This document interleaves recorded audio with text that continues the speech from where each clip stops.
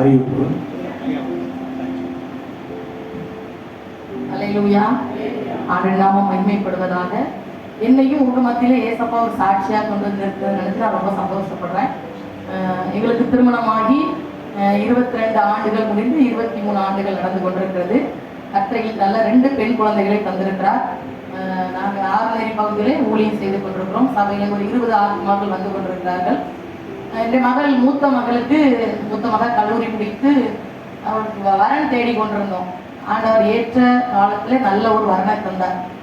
ஆனா எங்க கையில பணம் அவ்வளவு பணம் இல்லை. உங்களுக்கு தெரியும் ஊழியக்காரனுடைய நிலைமை எப்படின்னு உங்களுக்கு தெரியும் என்று நான் நினைக்கிறேன். எங்களுடைய கையில சொற்ப பணம் மாத்திரம்தான் இருந்தது.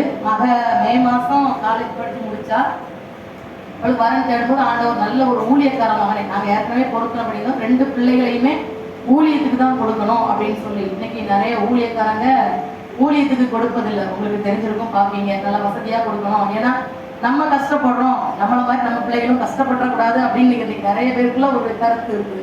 ஆனா நாங்க எங்க பிள்ளைங்க 2 பிள்ளையுமே நாங்க பெற்றெடுக்கும் போது நாங்க பண்ண ஒரு பொருத்தனை, எங்க 2 பிள்ளைங்களுமே நான் ஊழியத்துக்கு தான் கொடுப்பேன், அதுவும் முழு நேர ஊழியத்துக்கு தான் கொடுப்போம் அப்படின்னு ஒரு பொருத்தனை பண்ணி தான் நாங்க ஜெபித்தோம். அதே போல மகளுக்கு ஏற்ற நாட்கள்ல கர்த்தர் ஒரு வரனை கொண்டு வந்தார். நல்ல ஒரு ஊழியம் செய்கிற ஒரு போதகர் ஒரு மகனை கர்த்தர் கொண்டு வந்தார்.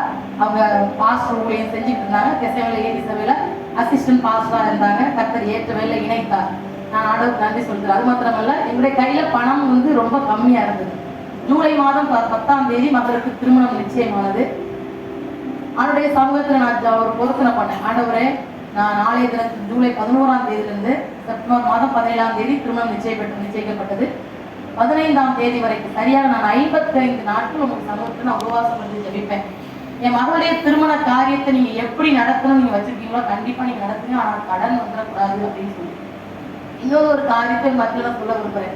எங்களுடைய 23 வருஷம் ஊழிய வாழ்க்கையில எங்களுக்கு 1 ரூபா கூட கடன் கிடையாது. ஏன் அப்படின்னா, நாங்க யார்கிட்டையும் போய் எனக்கு ஊழிய தேவை இருக்குது, எங்க வீட்டுல சாப்பிட்றதுக்கு வழி இல்லை, எங்களுக்கு காணிக்க கொடுங்க, நாங்க இதுவரைக்கும் நானோ என் கணவரோ என் பிள்ளையோ நாங்க கேட்டது கிடையாது.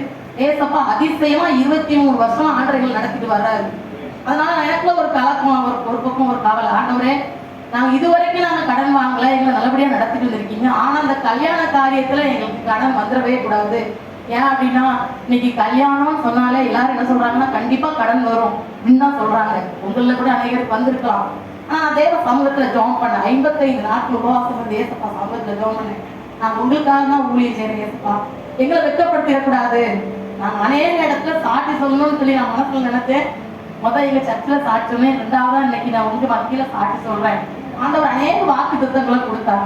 அப்போ ஒரு வார்த்தையை கொடுத்தாரு, உன் இருதயம் அதிசயப்பட்டு பூரிக்குன்னு ஒரு வார்த்தையை கொடுத்தாரு. எனக்கு ரொம்ப சந்தோஷம். பரவாயில்ல, ஆண்டவர் எனக்கு வார்த்தை கொடுத்துருக்கிறாரு, நிச்சயமா நானே அதிசயப்படுற அளவுக்கு என் பிள்ளையுடைய திருமண காரியத்தை நடத்துவார்னு சொல்லி எனக்கு ஒரு நம்பிக்கை. ஆனாலும் அப்புறம் கொஞ்ச நாள் நெருங்கிற உடனே கையில இருக்கிற பைசா இருக்குது, இதை வச்சு என்ன செய்வோம், ஒரு பக்கம் கலக்கம். சகோதரியுடைய கணவர் ஒரு 2 நாளைக்கு மேல போன் பண்றாரு எங்க வீட்டுக்காரர்கிட்ட, அண்ணே கையில எவ்வளவு பைசா வச்சிருக்கீங்க, என்ன செய்ய போறீங்க அப்படின்னு சொல்லி கேட்கிறாரு. அப்போ நான் வேணா யாரையா வாங்கி தரட்டுமா அப்படின்னு அவர் கேட்டவுடனே இவங்களும் சொல்லிட்டாங்க, சரி நீங்க வேணா வாங்கி தாங்க, நான் மொய் வந்தவுடனே கொடுத்துறேன் அப்படின்னு சொல்லிட்டாங்க. நானும் என்கிட்டையும் கேட்டாங்க, சரிப்பா நானும் சம்மதிச்சிட்டேன். ஆனா அன்றைக்கு நான் ஜெபம் பண்ணும்போது என் இருதயத்துல ஒரு பெரிய கலக்கம். ஆண்டவர் அநேக வாக்கு தத்தங்களை கொடுத்தாரு. அந்த ஒரு வார்த்தை மட்டும் இல்ல, உபவாச நாட்கள் அநேக வார்த்தைகளை கொடுத்தாரு.